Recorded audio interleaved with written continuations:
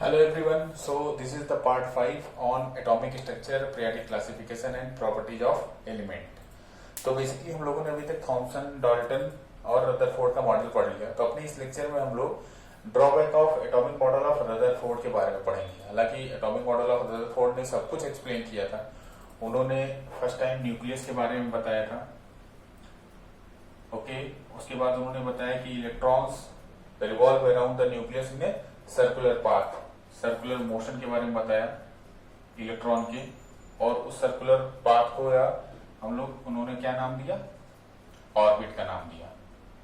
तो इतनी सब इंपॉर्टेंट इंफॉर्मेशन के बावजूद भी एटॉमिक मॉडल ऑफ रदरफोर्ड हर चीज को एक्सप्लेन नहीं कर पाया।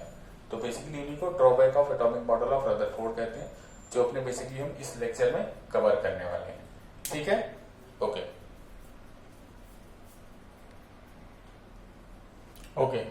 सो drawback of atomic model of Rutherford. तो सबसे पहला जो इसमें पॉइंट है कि एक मिसकंसेप्शन होता है बच्चों में कि due to the neutron absence this model become the fail. नहीं, ऐसा नहीं है। न्यूट्रॉन की एब्सेंस की वजह से ये मॉडल फेल नहीं हुआ था। क्यों? क्योंकि तब तक तो न्यूट्रॉन की डिस्कवरी ही नहीं हुई थी, है ना। तो न्यूट्रॉन का कोई रोल नहीं है जिसकी वजह से एटॉमिक मॉडल ऑफ रदरफोर्ड वो फेल हुआ था। ठीक है, तो पहला क्या था पॉइंट इनका? पहला पॉइंट ये था, he cannot explain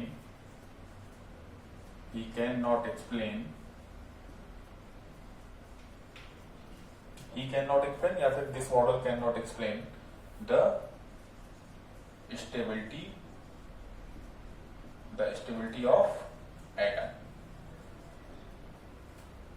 atomic model of Rutherford जो था वो एटम की स्टेबिलिटी को एक्सप्लेन नहीं कर पाया।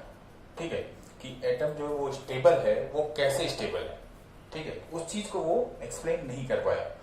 तो स्टेबिलिटी ऑफ एटम के जो ये एक्सप्लेन नहीं कर पाया रदरफोर्ड मॉडल, तो वो कैसे नहीं कर पाया उसके लिए हमें मैक्सवेल थ्योरी को एक बार पढ़ना पड़ेगा। तो पहले हम लोग मैक्सवेल थ्योरी देखेंगे तो ये पॉइंट क्लियर हो पाएगा कि रदरफोर्ड का मॉडल कैसे स्टेबिलिटी ऑफ एटम को एक्सप्लेन नहीं कर पाया। Okay,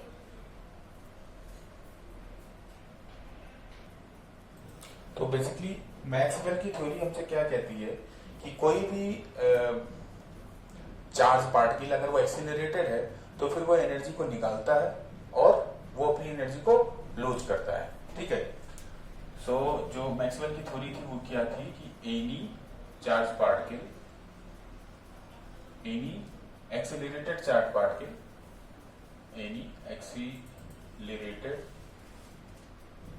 particle any accelerated charge particle emits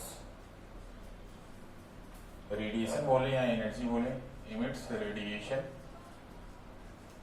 इसी को अपन एनर्जी बोलेंगे, एंड लूजेस एनर्जी। मतलब कोई भी चार्ज पार्टिकल जो एक्सीलरेटेड है वो लगातार एनर्जी का रेडिएशन करता है या लगातार एनर्जी को निकालता है, जिसकी वजह से उसकी एनर्जी लूज हो जाती है। ये मैक्सवेल थ्योरी थी, ये प्रूफ थ्योरी थी। ठीक है, अब ये थ्योरी रदरफोर्ड एटॉमिक मॉडल पे कैसे अप्लाई होती है वो देखते हैं। रदरफोर्ड ने बताया था कि एटम के बीच में उसका पॉजिटिव सारा पार्ट रहता है जिसको कि न्यूक्लियस कहते हैं, और उसके चारों तरफ इलेक्ट्रॉन मूव करते हैं सर्कुलर पाथ में। ठीक है, तो मतलब ये मेरा क्या हो गया, ये हो गया मेरा एक चार्ज पार्टिकल, मेरा इलेक्ट्रॉन हो गया यहाँ पे एक चार्ज पार्टिकल, और ये न्यूक्लियस के चारों तरफ एक सर्कुलर पाथ में मूव कर रहा है। अगर ये मूव कर रहा है तो इसका मतलब इसके अंदर वेलोसिटी होगी तो इसके अंदर एक्सीलरेशन होगा। तो एक तरीके से मतलब क्या हो गया, ये मेरा एक एक्सीलरेटेड चार्ज पार्टिकल हो गया। ठीक है, कैसा चार्ज पार्टिकल हो गया? एक्सीलरेटेड चार्ज पार्टिकल हो गया। ठीक है, तो हमें यही दो चीज तो चाहिए थी। मैक्सवेल थ्योरी में इन्हीं दो चीज का मेंशन किया गया है कि एनी एक्सीलरेटेड, दूसरा चार्ज पार्टिकल इमिट्स एनर्जी। ठीक है, तो मेरे पास ये जो एटम के अंदर इलेक्ट्रॉन है जो न्यूक्लियस के चारों ओर एक सर्कुलर पाथ में मूव कर रहा है, तो क्या ये बेसिकली एक्सीलरेटेड चार्ज पार्टिकल हो गया। ठीक है, तो इसका मतलब क्या हुआ कि अगर ये मूव करेगा तो ये भी इमिट एनर्जी करेगा, जैसा कि इन्होंने बताया था मैक्सवेल थ्योरी में। मैक्सवेल ने, है ना, इमिट रेडिएशन। तो इसका मतलब जब ये मूव करेगा तो इसके अंदर से भी रेडिएशन निकलेगा, मतलब ये एनर्जी को निकालेगा, जिसकी वजह से क्या होगी, इसकी एनर्जी लॉस होगा, इसमें इसकी एनर्जी धीरे धीरे लूज होगी, फिनिश होगी, है ना। तो मतलब कि अगर हम लोग ऐसा बनाएं कि ये मेरा न्यूक्लियस है और इलेक्ट्रॉन यहाँ पर है, ये ऐसे चक्कर लगा रहा है, तो मतलब धीरे धीरे धीरे धीरे इसकी एनर्जी खत्म होगी, इसका सर्कुलर जो पाथ है वो धीरे धीरे छोटा होता जाएगा, छोटा होता जाएगा, छोटा होता जाएगा, और लास्ट में क्या होगा, ये धड़ाम न्यूक्लियस के ऊपर आकर के वो कोलाइड हो जाएगा और फिर न्यूक्लियस डिस्ट्रॉय हो जाएगा। इसका तो यही मतलब हुआ, इनका थ्योरी का तो यही मतलब हुआ कि any accelerated charge particle emits radiation, है ना, और लूजेस एनर्जी। तो मेरा अगर ये इलेक्ट्रॉन जो एक्सीलरेटेड चार्ज पार्टिकल है वो ऐसे सर्कुलर पाथ में मोशन कर रहा है, तो लगातार वो एनर्जी को अगर निकालता रहा तो एक समय ऐसा आएगा फिर वहां करके वो न्यूक्लियस को ही कोलाइड हो जाएगा और पूरा एटम डिस्ट्रॉय हो जाएगा। बट ऐसा तो होता नहीं है ना। इसको ऐसे भी समझ सकते हैं जैसे टग ऑफ वॉर है, उसमें क्या होता है कि एक साइड से एक टीम खींचती है, दूसरी साइड से दूसरी टीम रोप को खींचती है, ठीक है।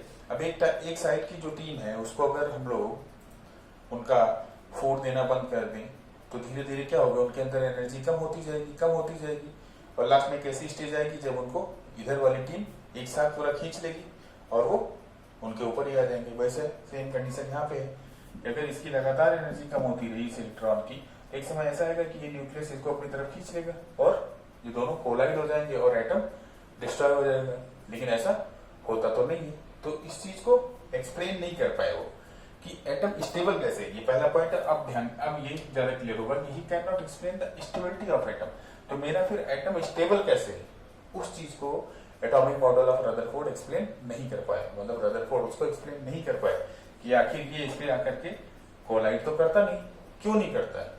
उन्होंने इतना बता दिया कि इसके चारों तरफ सर्कुलर मोशन, सर्कुलर पाथ पे वो मूव करेगा, है ना, ऑर्बिट में मूव करेगा, लेकिन उनकी एनर्जी के बारे में वो कुछ नहीं बता पाए, ठीक है। तो मैक्सवेल थ्योरी से ये पता चला कि वो तो फिर एक समय बाद उसके ऊपर कोलाइड हो जाना चाहिए इलेक्ट्रॉन का प्रोटॉन के न्यूक्लियस के ऊपर, लेकिन ऐसा होता नहीं है।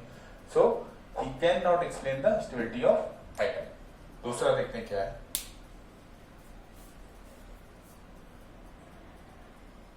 ओके, दूसरा ड्रॉबैक था एटॉमिक मॉडल ऑफ रदरफोर्ड का, ही कैन नॉट explain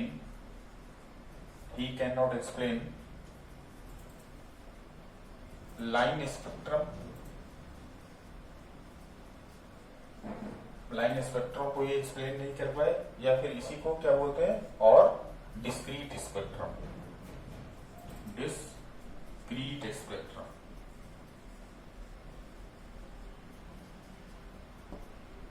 ठीक है। बेसिकली जो एटॉमिक मॉडल ऑफ रदरफोर्ड था वो लाइन स्पेक्ट्रम को और या फिर इसी को बोलते हैं डिस्क्रीट स्पेक्ट्रम को एक्सप्लेन नहीं कर पाए। तो पहले तो ये समझते हैं कि स्पेक्ट्रम क्या होता है, फिर उसके बाद आते हैं कि लाइन स्पेक्ट्रम या डिस्क्रीट स्पेक्ट्रम क्या होता है, ठीक है। तो स्पेक्ट्रम आप पहले भी क्लासेस में पढ़ चुके हैं, मैं यहाँ पे बस जस्ट रिवाइज करा देता हूँ। What is spectrum?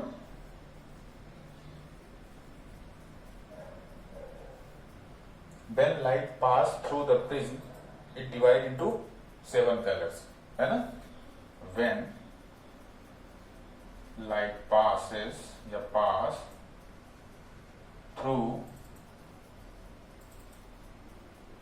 prism, then it divides into 7 colours. ये तो आपने भी देखा होगा कि जब प्रिज्म में से हम लाइट को पास कराते हैं तो वो क्या होता है, 7 कलर में डिवाइड हो जाता है।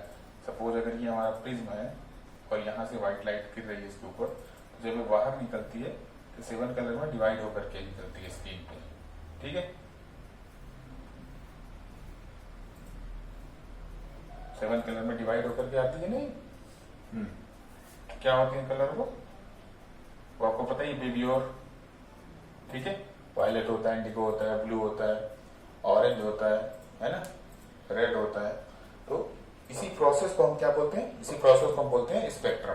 ठीक है, ये तो जैसे रिकॉल करने की बात थी। हमारा जो मेन पर्पज है वो समझना कि व्हाट इज लाइन स्पेक्ट्रम और डिस्क्रीट स्पेक्ट्रम। इसके लिए बेसिकली क्या है कि लाइन स्पेक्ट्रम या डिस्क्रीट स्पेक्ट्रम क्या होता है। डिस्क्रीट का मतलब ही होता है डिसकंटिन्यूअस, है ना, मतलब कॉन्टिन्यूअस फॉर्म में जो चीज नहीं है। डिस्क्रीट का मतलब ये होता है डिसकंटिन्यूअस। तो इसमें क्या देखा गया कि अगर एक ट्यूब में हम कोई गैस ले लेते हैं, अगर मैं हाइड्रोजन गैस ले लेता हूं तो ये हाइड्रोजन गैस के पार्ट की नहीं है ना, हाइड्रोजन गैस है इसमें। और यहां पर अगर हम व्हाइट लाइट इस पे जो है फ्लैश करते हैं, इसके ऊपर अगर व्हाइट लाइट हम डालते हैं और यहाँ पे मेरी सामने स्क्रीन है, तो वहां पे क्या होता है कि सपोज ये मेरा एक कलर दिखाई दिया, कोई एक कलर है, ये मेरा दूसरा कोई कलर आया, तो यहाँ पे मेरा तीसरा कोई कलर आया, ठीक है। तो मतलब क्या हुआ, जैसे कि यहाँ पे ब्लू दिखाई दिया, वायलेट दिखाई दिया और येलो दिखाई दिया, 3 कलर दिख रहे हैं, बाकी नहीं दिख रहे हैं, ठीक है। तो इसी को डिस्क्रीट स्पेक्ट्रम या फिर लाइन स्पेक्ट्रम कहते हैं। डिस्क्रीट का मतलब कि कॉन्टिन्यूअसली नहीं दिखाई दे रहे हैं, अनकॉन्टिन्यूअस है, ठीक है, डिसकॉन्टिन्यूअस है, सॉरी डिसकॉन्टिन्यूअस है, ठीक है। ब्लू दिख रहा है, वायलेट दिख रहा है, येलो दिख रहा है, बाकी नहीं दिख रहा है, या बीच में से येलो गायब हो गया, सीधा रेड दिखने लगा, है ना, तो डिसकंटिन्यूअस है ये। तो डिसकंटिन्यूअस जो कलर्स का या वेवलेंथ का आना, उसी को डिस्क्रीट स्पेक्ट्रम कहते हैं या फिर लाइन स्पेक्ट्रम कहते हैं उन्हीं को, ठीक है। तो ये बेसिकली जो प्रोसेस है वो क्या होती है, वो डिस्क्रीट स्पेक्ट्रम या लाइन स्पेक्ट्रम होता है। अब सपोज यहाँ पे गैस चेंज कर दो, आप हीलियम की ले लो, हीलियम गैस ले लो और इस पे व्हाइट डालो, व्हाइट लाइट इस पे डालो, तो क्या होगा, कुछ और कलर यहाँ पे हो सकता है, ऑरेंज यहाँ पे है, ठीक है, इंडिगो आए और रेड आए, बाकी कलर गायब हो गए। तो क्या हो रहा है, ये डिसकंटिन्यूअस हो रहा है, कलर जो है कॉन्टिन्यूएशन में नहीं आ रहे हैं, वो डिसकंटिन्यूअस में आ रहे हैं। तो इसी को डिस्क्रीट स्पेक्ट्रम या फिर लाइन स्पेक्ट्रम कहते हैं। तो basically he can not explain line spectrum और डिस्क्रीट स्पेक्ट्रम। तो ये क्यों हो रहा है, इसको एटॉमिक मॉडल ऑफ रदरफोर्ड नहीं बता पाए, है ना, इस चीज को वो एक्सप्लेन नहीं बता पाए, ठीक है। थर्ड वन देखते हैं क्या है। Okay, then what is the third one? He cannot explain. He cannot explain the electronic structure of atom. The electronic structure of an atom. तो बेसिकली रदरफोर्ड का जो एटॉमिक मॉडल था वो एटम का इलेक्ट्रॉनिक स्ट्रक्चर को भी explain नहीं कर पाए। इसका मतलब क्या हुआ कि एटम में इलेक्ट्रॉन जो रहेंगे उनका स्ट्रक्चर क्या होगा, मतलब कि इलेक्ट्रॉन कहाँ कहाँ पाए जाएंगे, उस चीज को एक्सप्लेन नहीं कर पाए, है ना। कि अगर ये मेरा न्यूक्लियस है तो उन्होंने बताया कि इसके चारों तरफ इलेक्ट्रॉन रिवॉल्व करेगा, तो इलेक्ट्रॉन वो कहाँ कहाँ रिवॉल्व करेगा, यहाँ पे रहेगा, यहाँ पे रहेगा, या फिर यहाँ रहेगा, यहाँ पे रिवॉल्व करेगा, वो कहाँ कहाँ रिवॉल्व करेगा। अगर ये मेरा पूरा एटम है तो इलेक्ट्रॉन कहाँ कहाँ पे रहेगा, तो उसका एटम का इलेक्ट्रॉनिक स्ट्रक्चर वो नहीं जो है एक्सप्लेन कर पाए। एक ऑर्बिट में कितने इलेक्ट्रॉन रहेंगे, है ना, उस चीज को भी वो नहीं बता पाए।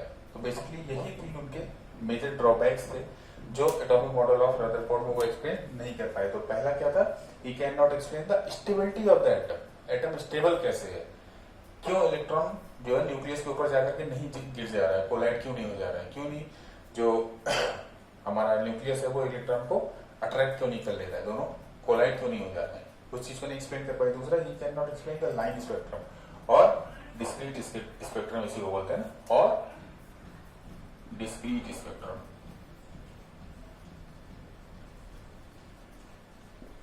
लाइन स्पेक्ट्रम या डिस्क्रीट स्पेक्ट्रम मतलब कि जो डिसकंटिन्यूअस स्पेक्ट्रम था, कि जब हम गैस से व्हाइट लाइट पास करते थे तो सारे वेव्योर कलर नहीं दिखाई देते, कुछ पर्टिकुलर कलर दिखाई देते थे, कुछ नहीं दिखाई देते थे। तो ये डिसकंटिन्यूएशन क्यों हो रहा था, उस चीज को भी एक्सप्लेन नहीं कर पाए। तीसरा जो था, ही can not explain the electronic structure of atom, an atom, कि एटम में इलेक्ट्रॉन का स्ट्रक्चर क्या होगा, कि इलेक्ट्रॉन कहाँ पाए जाएंगे, एक ऑर्बिटल में कितने इलेक्ट्रॉन पाए जाएंगे, न्यूक्लियस से उनकी डिस्टेंस क्या होगी, क्या सभी इलेक्ट्रॉन्स की रेडियस इक्वल होंगी। तो इन चीजों को वो एक्सप्लेन नहीं कर पाए। Basically these are the main drawbacks of Rutherford, atomic model of Rutherford. Thank you.